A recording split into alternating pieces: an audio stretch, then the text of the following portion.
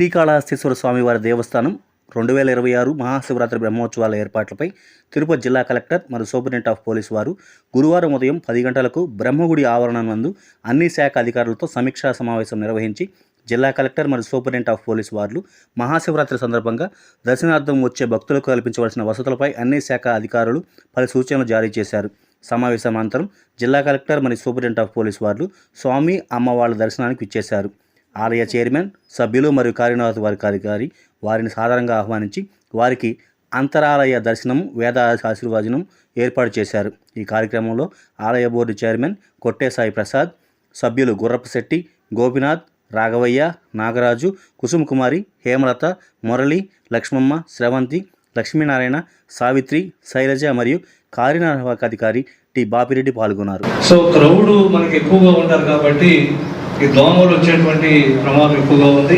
ఈ దోమల నివారణకి మాడవీధులు, ఇంపార్టెంట్ అన్ని ఏరియాలో కూడా ఫాగింగ్ చేయటం, అదేవిధంగా బ్లీచింగ్ పౌడర్, దోమల మందులు స్ప్రే చేయటం, డ్రైనేజ్, పోలీసు బందోబస్తు అనేది చాలా ఇంపార్టెంట్ ఐటమ్స్. స్టాఫ్ కూడా తక్కువగా ఉంటారు కాబట్టి మేము ఒక 200 మెంబర్స్ని వాళ్ళకి ఎంటైర్ ఈ బ్రహ్మోత్సవాల్లో 200 మందిని మేము సప్లై చేస్తాం సార్.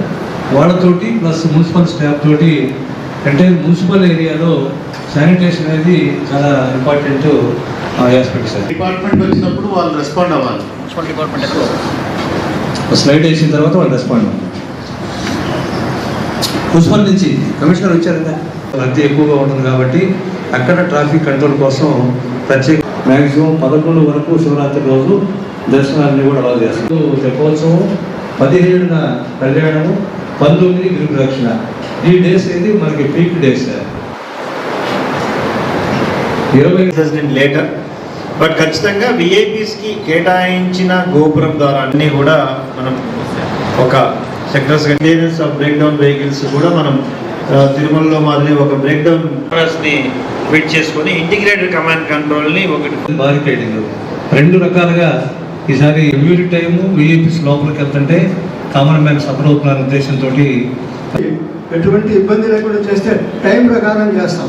కాంప్లీట్ చేసుకునేదానికి ప్లాన్ చేస్తున్నాం. ఆ 20 మెంబర్స్ని వితిన్ 90% సక్సెస్ చేశారు. ఆ వీడియోలు ఈ మాదిరిగా చేసినట్టువన్నీ ఉన్నాయి మన దగ్గర. దాన్ని బట్టి మనం చేసి దాంట్లో బెటర్ కొంతమంది కొన్ని లోపల కనుక్కున్నారు. ఆ లోపలగా రెక్టిఫై చేసామంటే సూపర్ సక్సెస్ అని నా ఉద్దేశం. గిరి ప్రదర్శనకి కూడా వెహికల్సే అసలు అలౌ చేయకూడదు. వాళ్ళని కూడా పార్కింగ్ ప్లేస్ పెట్టి బయట పెట్టేటట్టు చేయాలి. మీరు ఇప్పుడు ఒక వెహికల్ పెట్టి కొంచెం దూరంగా కూడా చేసే బాగుంటుంది. నెక్స్ట్ ఉభయదారులకి వాళ్ళని పోలీసులకు లోపలికి పంపించడం లేదు. వాళ్ళకి కూడా కొంచెం మనం ఒక్కొక్కరు 1,00,000, 2 లక్షలు మనకు కడుతున్నారు. వాళ్ళకి కూడా కొంచెం ప్రిఫరెన్స్ ఇస్తే బాగుంటుంది. కలెక్టర్ గారు చెప్పినట్టు ఎలా అయితే బోర్డింగ్లు, ఫ్లెక్సీలు లేకపోవడం అది చాలా మంచిది. సేమ్ ఎలా అయితే తిరుపతి ఉందో కాళహస్తి కూడా అదే స్థాయిలోకి వెళ్ళాలని నేను మనస్ఫూర్తిగా కోరుకుంటున్నాను. కూడా 1-2 చోట్ల పెట్టకుండా వీలైనంత వరకు మనకి తిరుమలలో కనుక స్టాల్స్ లాగా పెట్టి అందుబాటులో పెడుతూ ఉంటారు. ఒకే చోట కనుక పెట్టినట్టయితే క్రౌడ్ ఎక్కువైపోయి వాళ్ళు నెట్టుకుంటూ వెళ్తారు. ఫుడ్ అందదు సరిగా. అలా కాకుండా స్టాల్స్ ఎక్కువగా పెడితే మంచినీళ్ళకి, ఫుడ్కి పెట్టాలి. అలాగే డాక్టర్స్ కూడా ఇందాక చెప్పారు. ఆ డాక్టర్స్ పాయింట్ చూసి అక్కడ తప్ప వేరే చోట అవసరం లేదని